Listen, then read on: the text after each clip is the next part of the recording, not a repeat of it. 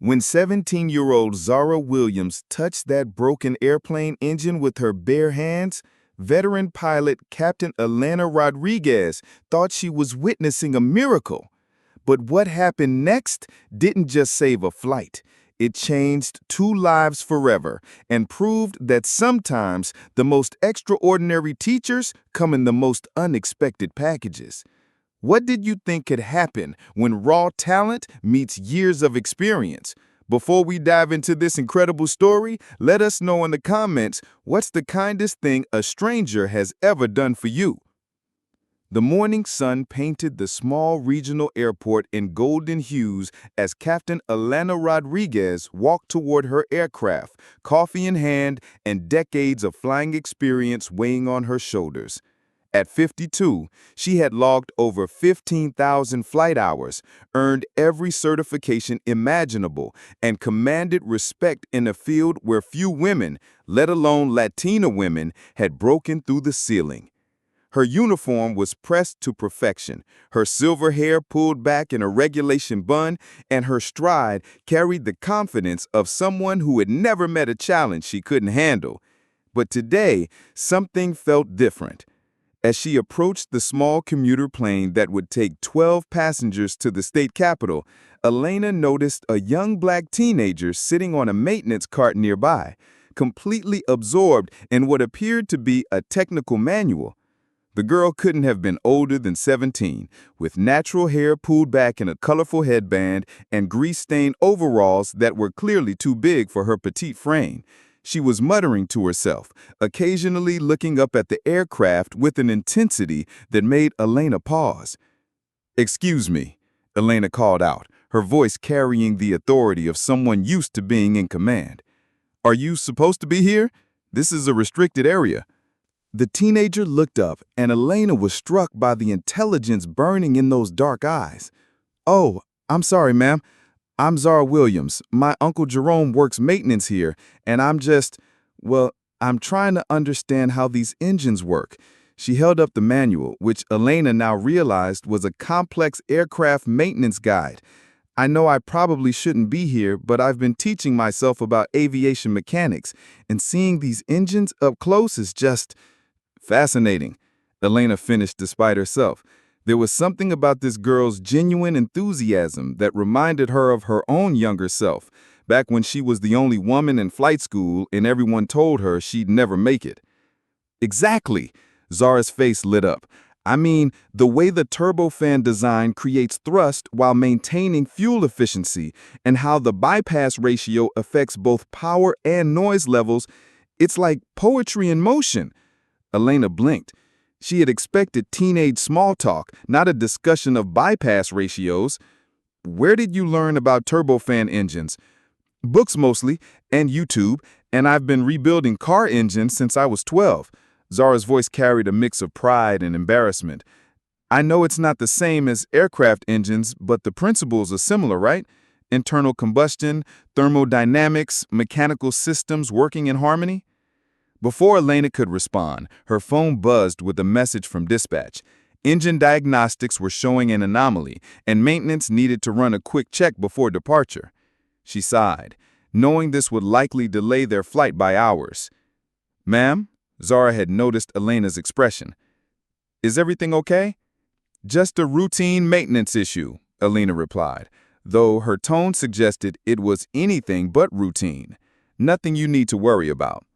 20 minutes later, Elena watched as her Uncle Jerome scratched his head over the engine diagnostics. "It's the strangest thing, Captain Rodriguez. The computer says there's a problem with the fuel injection system, but I can't find anything wrong. Could be a sensor issue, could be something more serious. I'm going to need at least 3 hours to run a full diagnostic." Elena's heart sank. 12 passengers would miss their connections, and she'd have to file delay reports that would reflect poorly on her record. But safety always came first. That was the pilot's creed. "Uncle Jerome?" Zara appeared at his shoulder, having overheard the conversation. "Can I take a look?" Jerome chuckled. "Baby girl, this ain't a car engine. This is complex aviation equipment worth more than most houses." "I know, but—" She hesitated, then seemed to gather her courage. What if it's not the fuel injection system at all? What if the diagnostic computer is getting false readings because of electrical interference? Elena found herself listening despite her better judgment. What kind of interference? Well, Zara climbed onto the maintenance platform with the confidence of someone who belonged there. For the next 10 minutes, Zara explained her theory, while her hands traced wiring paths with the delicacy of a surgeon. She spoke in technical terms that impressed Elena. This wasn't amateur enthusiasm, but genuine understanding of complex systems. There, Zara pointed to a connection near the back of the engine housing. See how this connector is slightly loose? It's not enough to stop the fuel flow, but it's enough to send inconsistent signals to the diagnostic computer. Jerome leaned in, then pulled out his diagnostic tools. Well, I'll be damned. Girl, you might be onto something. As they worked together to tighten the connection and run new diagnostics, Elena found herself watching Zara with growing fascination. The teenager's movements were efficient and purposeful, and she seemed to understand the engine systems intuitively. When the diagnostic computer finally showed all green lights, Jerome stared at his niece with newfound respect. "How did you know to look there?" Elena asked. Zara wiped her hands on a rag, suddenly looking every bit the shy teenager she was. "I've been studying aircraft systems for 3 years. I know every schematic, every system, every potential failure point. I've never actually worked on one before." 3 years? Elena's voice was barely above a whisper. "You've been teaching yourself aircraft maintenance for 3 years?" "Yes, ma'am. I want to be an aviation engineer someday. Maybe design better engines or work on spacecraft. But we can't afford flight school, and I figured if I could learn the technical side really well, maybe I could work my way up." Elena felt something shift in her chest. Here was a girl with more natural mechanical aptitude than most certified technicians, studying complex systems with resources most people would consider inadequate, driven by a dream that seemed impossible given her circumstances. "Zara," Elena said quietly, "would you like to see the cockpit?" The teenager's eyes went wide. "Really? I mean, if it's allowed." "I'm the captain. I decide what's allowed." As they climbed into the cockpit, Elena watched Zara take in every detail with the same intensity she'd shown with the engine. The girl's hands hovered over the instruments without touching, her eyes scanning the complex array of gauges, switches, and displays. "This is incredible," Zara whispered. "I've seen cockpit photos, but being here, feeling how everything is laid out for maximum efficiency and safety, it's like being inside a work of art." "Do you know what all these instruments do?" Elena asked, settling into the pilot seat. "Most of them," Zara replied, then began pointing to various displays. "That's your primary flight display, showing attitude, airspeed, and altitude. The navigation display shows your flight path and weather. Engine parameters are monitored here, and this is your autopilot control panel." Elena nodded, impressed by the girl's knowledge. "What about emergency procedures?" "Well, if you lost engine power, you'd need to establish best glide speed, look for suitable landing sites, and run through your emergency checklist. If it was a fire, you'd shut down the affected engine, deploy fire suppression systems, and prepare for an emergency landing. Have you ever thought about becoming a pilot?" Sarah's expression grew wistful. "Every day, but flight lessons cost thousands of dollars, and my family, we're just trying to keep the lights on, you know? My mom works 2 jobs, and I help out at my uncle's garage after school. Flying seems like something for other people." Elena stared at this remarkable young woman, seeing herself at that age, brilliant, determined, but held back by circumstances beyond her control. "What if I told you that wasn't necessarily true?" "Ma'am?" "Zara, in my 25 years of flying, I've met a lot of people who call themselves pilots. Some of them can fly a plane, but they don't really understand what makes it work. They've memorized procedures without grasping the underlying principles. But you," Elena paused, choosing her words carefully, "you understand these machines in a way that can't be taught. You see systems, not just parts." "I don't understand what you're saying." Elena took a deep breath. "I'm saying that you have something special, something rare, and I think it would be a crime to let that talent go to waste." Over the next hour, as they waited for passengers to board, Elena found herself telling Zara about her own journey, the struggles of being the only woman in flight school, the discrimination she had faced, the mentors who had believed in her when others didn't. "I never had anyone to show me the ropes," Elena admitted. "I had to figure everything out the hard way. But you're already further along than I was at your age, and you've done it entirely on your own." "But I've never even been in a small plane, let alone flown one." "Flying is just the final step," Elena said. "Understanding how aircraft work, how systems interact, how to troubleshoot problems, those are the hard parts. The actual flying, that's the easy part." As passengers began boarding, Elena made a decision that would change both their lives. "Zara, I want you to think about something. I fly this route twice a week, and I'm always looking for a competent person to help with pre-flight inspections and basic maintenance checks. It's not glamorous work, but it pays well, and more importantly, it would give you hands-on experience with real aircraft." Zara's eyes filled with tears. "Captain Rodriguez, I don't know what to say." "Say you'll think about it, and call me Elena." "Elena," Zara repeated, as if testing how the name felt. "Why are you doing this? You barely know me." Elena smiled, remembering her own mentor, an old pilot named Captain James Harrison, who had taken a chance on a young Latina woman when no one else would. "Because someone did it for me once, and because I think you're going to change the world someday."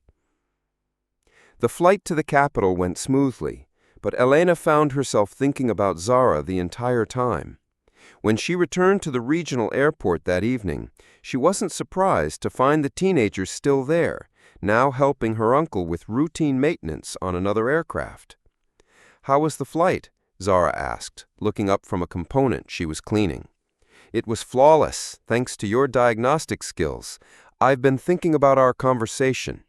"Me too." "And?" Zara set down her tools and looked directly at Elena. "I want to learn everything you can teach me, but I need you to know something. I'm not just interested in fixing engines.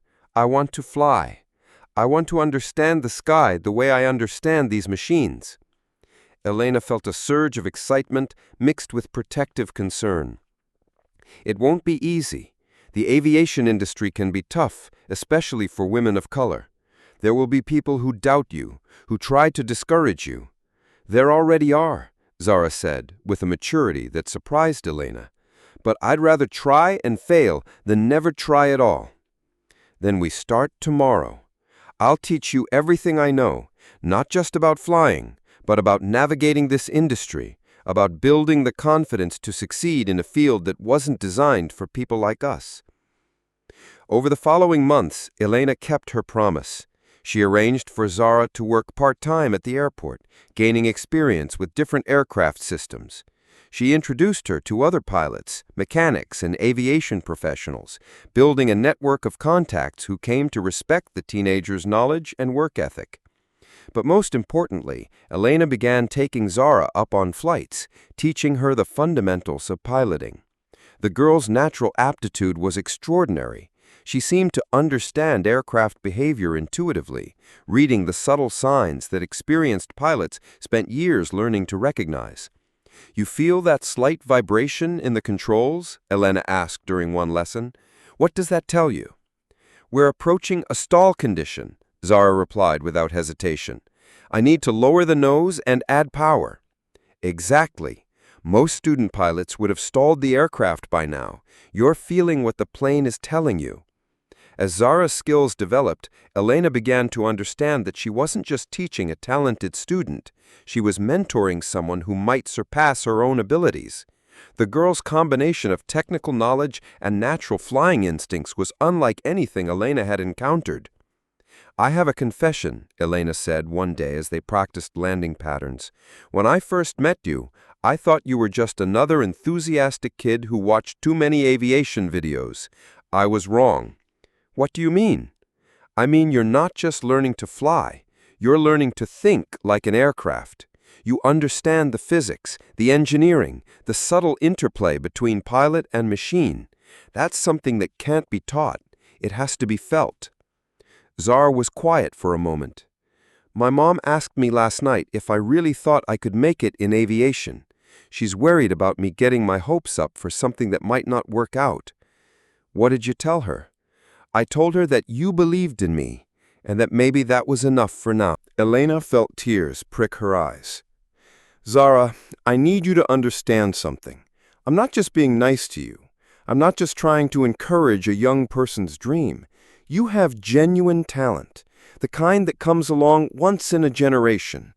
And I believe you're going to accomplish things in aviation that I never could. But I'm still just a teenager with no money and no connections. So was I once. The difference is you have something I didn't have. You have someone who believes in you from the beginning. And you have knowledge that I had to learn through years of trial and error. The breakthrough came 6 months later, during what was supposed to be a routine flight to deliver medical supplies to a remote clinic. Elena was letting Zara handle the controls when they encountered unexpected severe weather, the kind of conditions that test even experienced pilots. Elena, the wind shear is getting worse, Zara said, her voice calm despite the aircraft's violent movements. I think we need to divert. Where? We're 50 miles from the nearest airport. There's a grass strip about 20 miles northeast. It's not ideal, but it's better than trying to push through this storm. Elena looked at the weather radar, then at Zara. You're right, but landing on a grass strip in these conditions, it's going to be challenging. I can do it, Zara said with quiet confidence. I've been studying short-field landing techniques, and I understand how this aircraft handles in crosswinds. Elena made a decision that went against every regulation in the book. Okay, but I'm right here with you. For the next 20 minutes, Elena watched as Zara navigated through some of the worst weather conditions she'd seen in years. The girl's hands were steady on the controls, her voice calm on the radio, her decision-making process logical and efficient. When they finally touched down safely on the grass strip, Elena realized she had just witnessed something remarkable. Zara, what you just did, that was the flying of an experienced pilot. You didn't just land this aircraft, you saved our lives. I had a good teacher, Zara replied, but I could see the pride in her eyes. No, you had the instincts. I just gave you the opportunity to use them. As they waited for the weather to clear, Elena made a phone call that would change Zara's life forever. She contacted Captain Harrison, her own mentor, who now worked as a chief pilot for a major airline. James, I need you to meet someone, Elena said. She's 17, brilliant, and she just landed a turboprop in conditions that would challenge pilots with 20 years of experience. Elena, you know I trust your judgment, but... She diagnosed an engine problem that stumped our maintenance team. She understands aircraft systems better than most certified mechanics, and she flies like she was born to it. There was a pause. Bring her to see me next week. That meeting led to a scholarship opportunity, which led to accelerated flight training, which led to Zara earning her pilot's license before her 18th birthday. But more than that, it led to a friendship between two women who had found in each other exactly what they needed, a mentor and a student, a teacher and an inspiration. On the day Zara received her commercial pilot's license, Elena stood beside her, beaming with pride. You did it, she said. You actually did it. We did it, Zara corrected. I never could have gotten here without you. Maybe, but I couldn't have gotten where I am without you either. What do you mean? Elena smiled. Zara, you reminded me why I fell in love with flying in the first place. You showed me that there's still magic in aviation, still wonder in the sky. And you taught me that the best way to honor the people who helped me is to help someone else. Today, Captain Zara Williams flies for a major airline, one of the youngest pilots in the company's history. She's also studying aerospace engineering part-time, working toward her dream of designing more efficient aircraft engines. And twice a month, she returns to that small regional airport to teach other young people about aviation, particularly young women of color who might not otherwise see themselves in the cockpit. Elena, now nearing retirement, serves as chief pilot for the regional airline. She's trained dozens of pilots over the years, but she always says that Zara taught her more than she taught Zara. She showed me that talent doesn't care about your background. It doesn't care about your bank account or your connections. It only cares about your passion and your willingness to learn. The two women still fly together sometimes, now as equals rather than mentor and student. And when they do, Elena can't help but smile at the memory of that first day. A teenage girl sitting on a maintenance cart, studying aircraft manuals and dreaming of the sky. You know, Elena said during one of their recent flights, I've been thinking about that day when you fixed the engine diagnostic. What about it? I keep wondering, what if I hadn't stopped to talk to you? What if I just walked past and minded my own business? Zara was quiet for a moment. I probably would have found another way, but it wouldn't have been nearly as meaningful. You didn't just teach me to fly, Elena. You taught me to believe in myself. And you taught me that the best teachers are often the ones who think they're just students. As they flew into the sunset, two women who had changed each other's lives forever, Elena couldn't help but think about the ripple effects of kindness. Because of one conversation, one moment of recognition, one person's willingness to see potential where others saw only obstacles, the world had gained not just a talented pilot, but a future engineer, a mentor, and an inspiration to countless others.